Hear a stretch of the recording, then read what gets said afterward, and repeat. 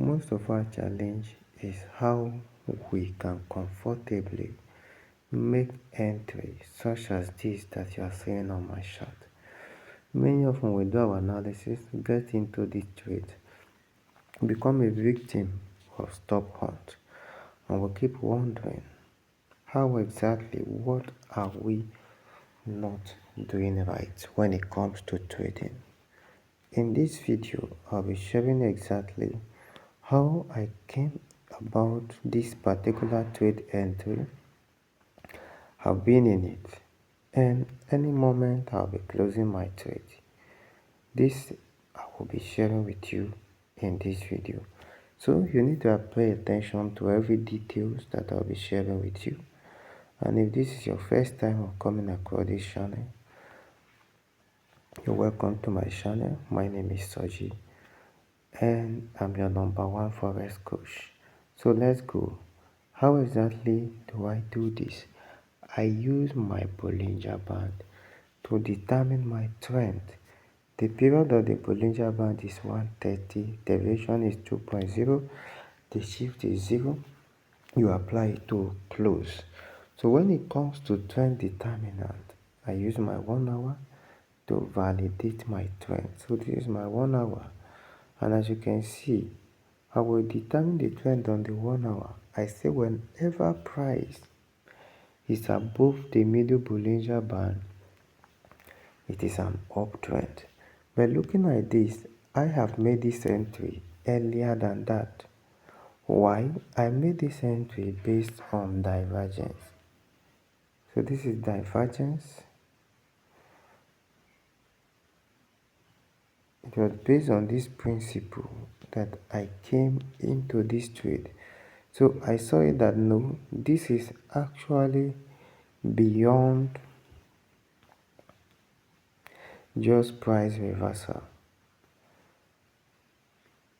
And then when I look at price has closed above the 20 period moving average, price stabilized, I get my entry. However, the precise entry was on a 15-minute time frame. And when I come to my 15-minute time frame, look at what happened here. My 15-minute time frame, I had this divergence. So when I had this divergence, I decided to go in when I saw this bullish candle that was formed. My second entry was supposed to be here, but I was already asleep, so I missed that particular entry. Because if you look, previously price has already gone above the middle Bollinger Band, so you can see that from there. And if you look carefully, you will realize that there is a divergence that actually played out in that zone. So when price came this time around back to the middle Bollinger Band, I saw this zone different from the way you are seeing it, right? You were seeing this zone below the middle Bollinger Band. I was seeing this zone as a zone of the middle Bollinger Band. Because I've said it earlier on that you don't treat indicators as a line. You treat everything here as a zone, right?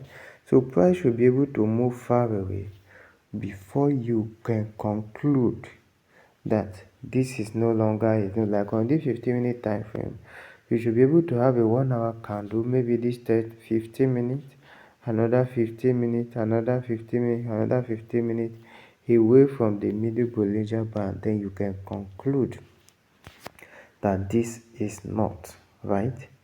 So when I had that, I realized that no, this is the middle Bollinger Band zone. So whatever is happening here is a pullback and not a reversal. And then that is how price stabilize, and I find my way into this particular trade. So let's look at this. Here is another trade entry. Perfect divergence. This is my second entry, I've already made the first entry from somewhere here. So let me show you the profit of that entry. Okay, so you can see that that's my first profit from my first entry that I have made earlier. So after that, here is my second entry. I remember the principle remained the same. I made the second entry when price went above the middle Bollinger Band. The 50-minute price came back. Then I had this rejection from here. So on this bullish candle, I came into my buy trade because price is already stabilized above this 20 period moving average. So this is my 20 period moving average. The shift is 0, the method is exponential, and you apply it to close. And that is how I came into that particular trade. So this is simple and it is straightforward. For you to get the setting, this is my TDI indicator, the Traders Dynamics Index. You can see this period, the period is 13, right? So for this, the color, you change it to the background of your color. My background is white, so I change that color to white. Then I have a moving average, period is 2, shift is 0, method is simple. So you will do this setting carefully on your chart using the same detail, the same color to avoid confusion. Then here is our Bollinger Band, as you can see, and we have our moving average. So if you've done your setting correctly, your chart will be looking exactly like mine. I believe you have learned something new. Do not forget to like, share, subscribe, turn on your notification, and see you in the subsequent video.